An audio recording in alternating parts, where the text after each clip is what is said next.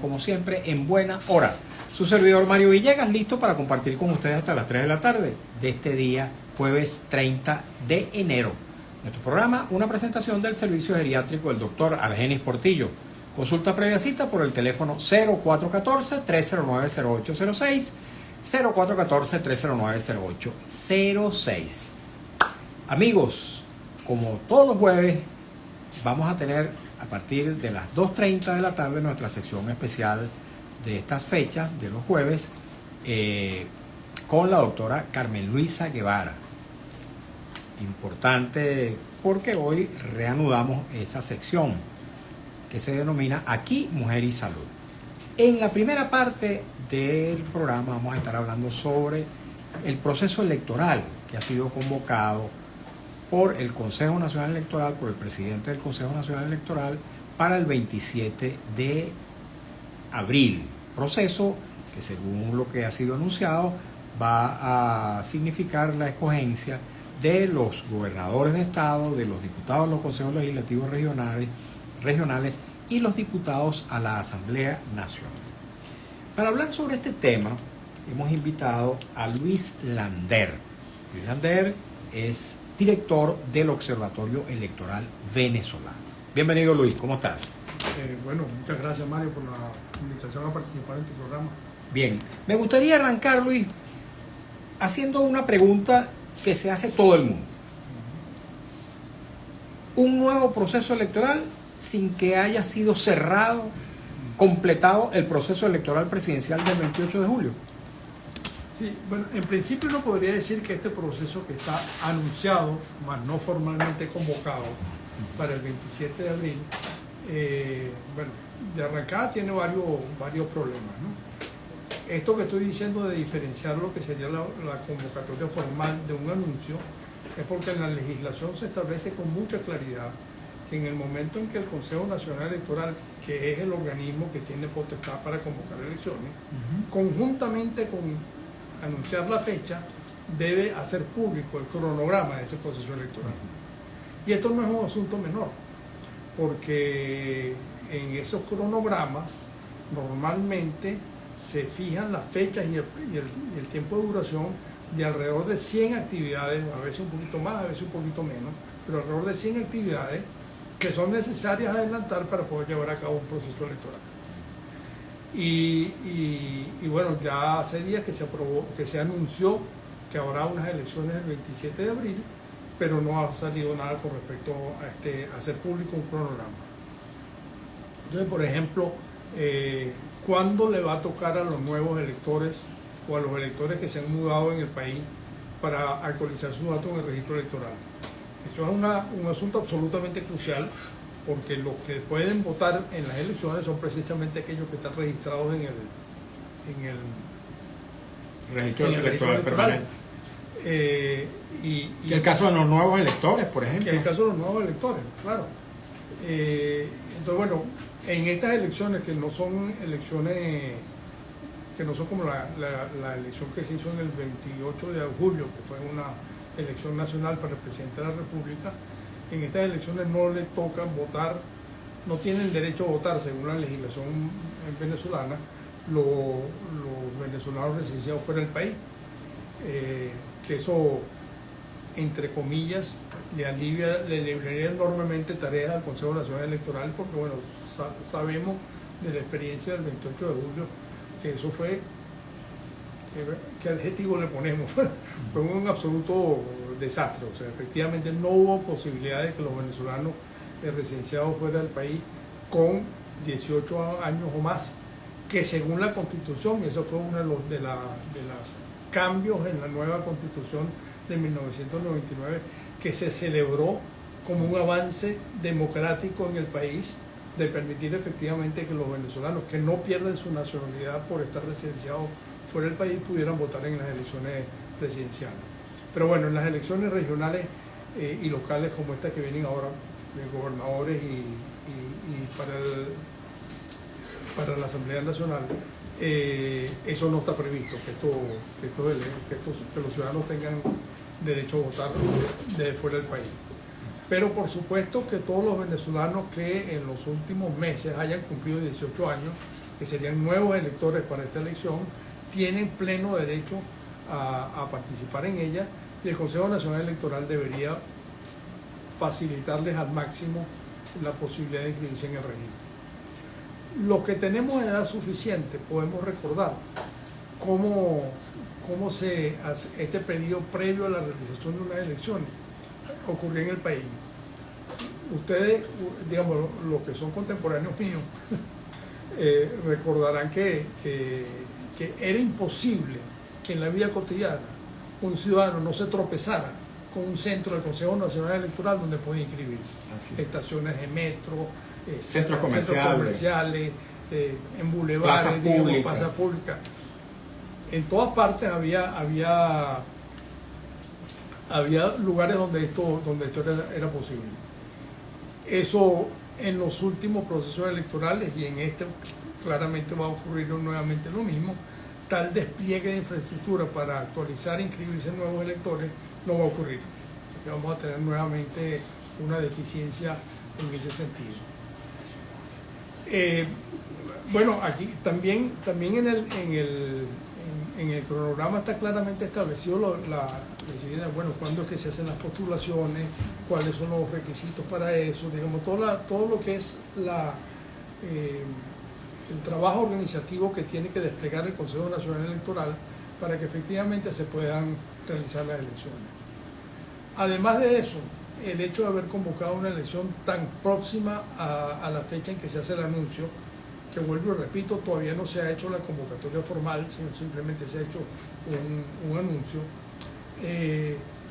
es un periodo tremendamente demasiado recortado, que dificulta para el mismo Consejo Nacional Electoral poder hacer un proceso electoral digamos, confiable, transparente, que los ciudadanos reconozcamos como efectivamente legítimo, pero también le dificulta a los distintos actores políticos prepararse para ese proceso. Precisamente, Luis, sobre ese aspecto me gustaría plantearte algo que, por cierto, no surgió de la boca de ningún funcionario público, ninguna autoridad electoral, sino de un dirigente del Partido Socialista Unido de Venezuela, el señor Ameliach, Francisco Ameliach, quien anunció que no se le va a permitir al partido MUD y a otras organizaciones políticas que apoyaron a Edmundo González Urrutia la participación en este proceso. Respecto a este tema de las inhabilitaciones de partidos y de personas, de candidatos, ¿qué puedes tú decir? Bueno, esa claramente son irregularidades que se vienen, no son nuevas y no son para este proceso electoral. De eso venimos desde hace ya algún tiempo en unos procesos electorales donde, qué sé yo, quizás por reciente, un ejemplo claro de eso fue lo que ocurrió en el estado de Barinas en las elecciones regionales del 2021. Allí en el estado de Barinas recordaremos todos que cuando se hicieron las elecciones en el mes de noviembre, efectivamente se demoró dar los resultados finales del escrutinio del estado de Barinas. Faltaban 3 o 4 actas que estaban por ahí extraviadas, que no tenía el Plan República, que no se sabía qué pasaba con esas actas, hasta que por fin aparecieron las actas y se terminó diciendo, bueno, efectivamente en el conteo de las actas el resultado da que ganó el candidato opositor Superlano, pero resulta que ese candidato está inhabilitado. Entonces una cosa que uno dice, bueno, ¿qué es esto? O sea, estuvo como candidato, participó en las elecciones, ganó las elecciones y después que ganó las elecciones es que se da cuenta el Consejo Nacional Electoral que era una persona que estaba inhabilitada para participar en ese proceso. Fue una inhabilitación a posteriori de su elección. Claro, sí, eso, por eso. Es lo que estoy diciendo, que el Consejo Nacional Electoral, claramente los periodos de impugnación de candidaturas tienen que realizarse antes de las elecciones, y si hay algún candidato que por alguna razón no podría participar y tendría que ser inhabilitado, eso tendría que haber ocurrido antes de la elección, no después.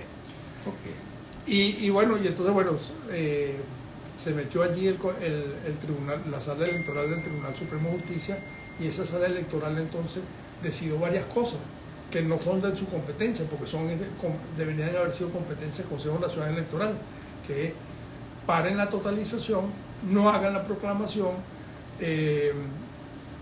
y además se convoca a una nueva elección que lo convoca, repito, la sala electoral del Tribunal Supremo de Justicia, y le fija la fecha para el mes de enero. Todas cosas que en la Constitución y la legislación electoral vigente son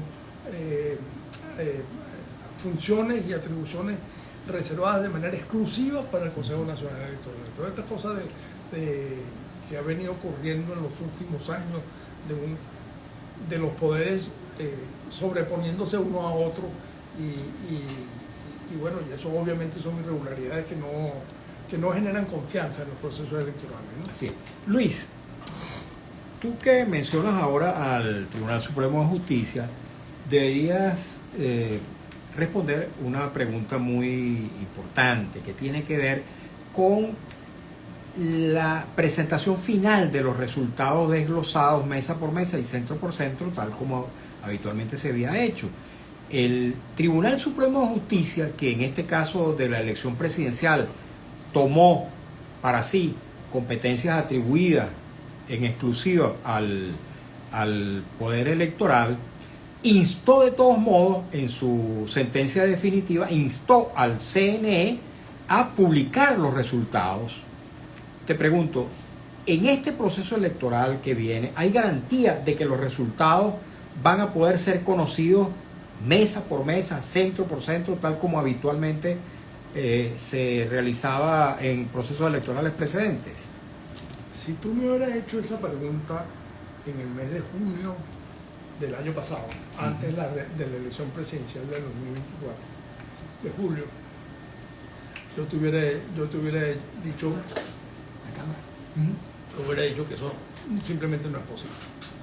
El Consejo Nacional Electoral, porque el Consejo Nacional Electoral, y esto creo que es importante que lo recordemos, el Consejo Nacional Electoral a lo largo de los años, sobre el sistema automatizado de votación, que es una parte del sistema electoral, no es todo el sistema electoral, no es una parte menor, pero es solamente una parte, sobre el sistema electoral automatizado, hizo muchos esfuerzos por efectivamente lograr un sistema automatizado de votación que fuese seguro, confiable, que garantizara que efectivamente se produjera lo que es absolutamente esencial en un proceso democrático, un elector, un voto, o sea, que nadie pudiera votar más de una vez,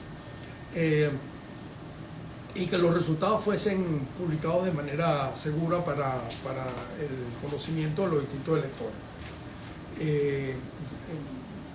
Había aquello que se llamaba la auditoría ciudadana. Sí, la verificación. Sí, que eso qué significaba esa auditoría ciudadana, que un ciudadano se podía quedar en su centro de votación, ver los resultados que se emitían después cuando se imprimía el acta a la máquina de votación, se producía un conteo de un número de mesas escogidas al azar, y escogida al azar al finalizar el proceso, no de antes, o sea que cuando se iniciaba el proceso no se sabía cuál era la mesa en donde se iban a contar los votos.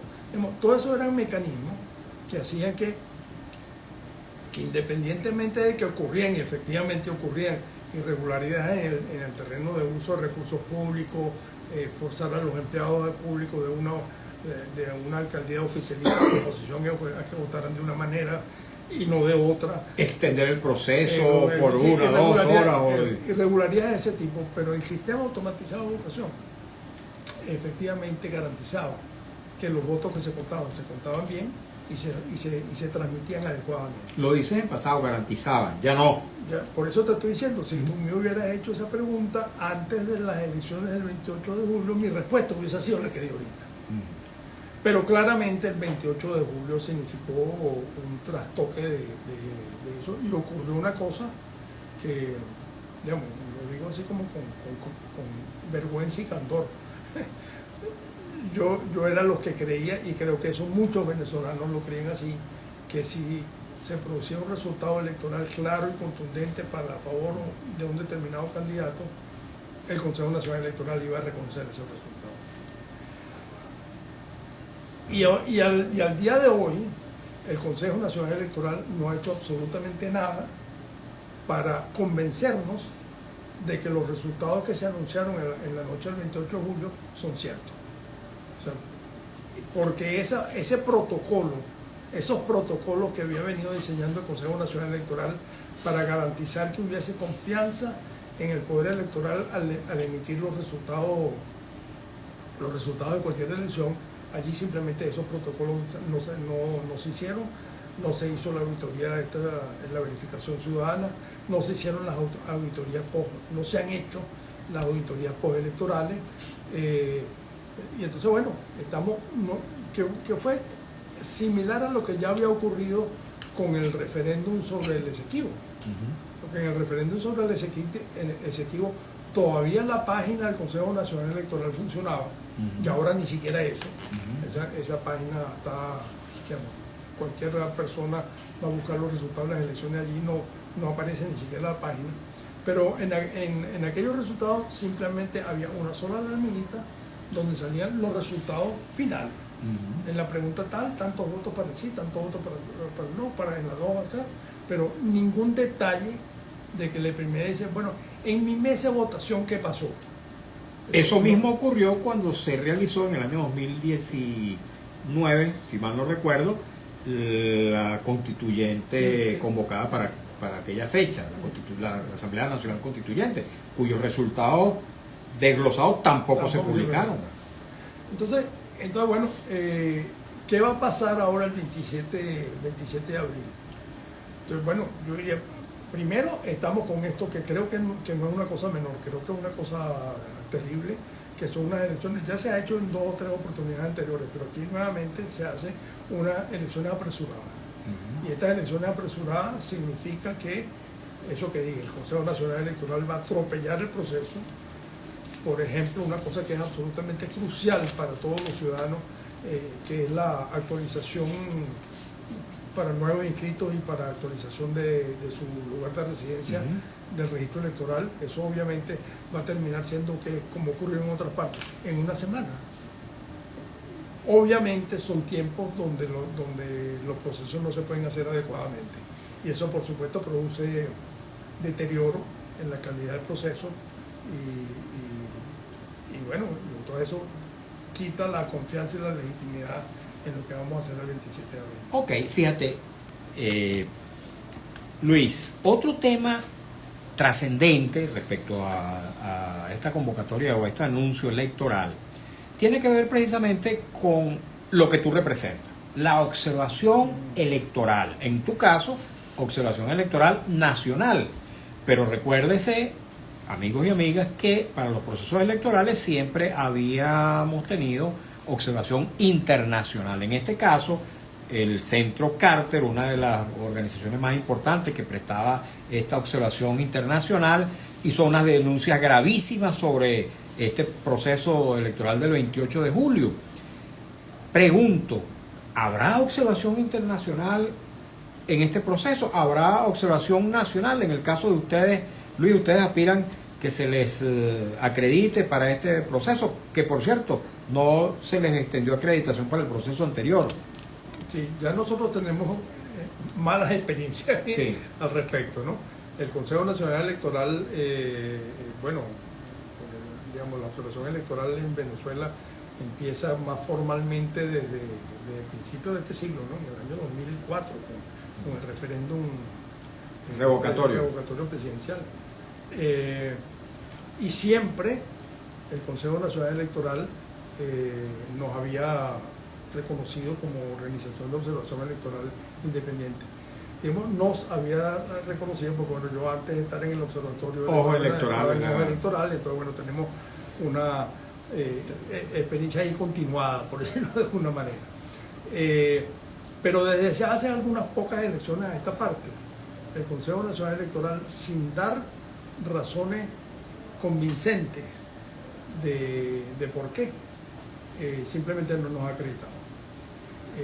La última vez que fuimos acreditados para las elecciones regionales del 2021, y eso, bueno, yo creo que las cosas hay que decirlas completas. Yo creo que esa acreditación que se nos dio en el 2001 era porque en el 21, sí, bueno, perdón, me quedé. Sí, las regionales del 2021. estaba en ese Consejo Nacional Electoral Enrique Márquez, que por cierto está ahora preso, y sí. aprovecho para unirme a todos los pedimientos y reclamos y exigencias de que sea liberado. Y estaba también Roberto Picón, que Roberto Picón entonces no está en Venezuela ahorita. Entonces, bueno, estaban ellos dos y yo estoy más o menos convencido que ellos claramente fueron garantía de que a nosotros se nos autorizara, se nos acreditara formalmente. Pero ahora no. En estas últimas elecciones nosotros hicimos todo lo que hemos hecho siempre, una solicitud formal, hablamos con varios rectores. En principio, bueno, algunos nos dicen, bueno, sí, está bien, lo estamos estudiando y tal y tal, pero ahora la chiquitica, fuera. La observación nacional e internacional es indispensable para un proceso pulcro, limpio, libre. Digamos, no es indispensable, pero ayuda, por decirlo claramente, ¿no? Nosotros como organización de observación electoral, seamos o no acreditados por el Consejo Nacional Electoral, hacemos una observación. Ustedes siempre se despliegan, eso me siempre consta. Lo hacemos. Claro que las condiciones en que hacemos la observación cuando estamos acreditados a cuando no estamos acreditados no son iguales. Claro. Ahí tenemos más limitaciones cuando no estamos acreditados.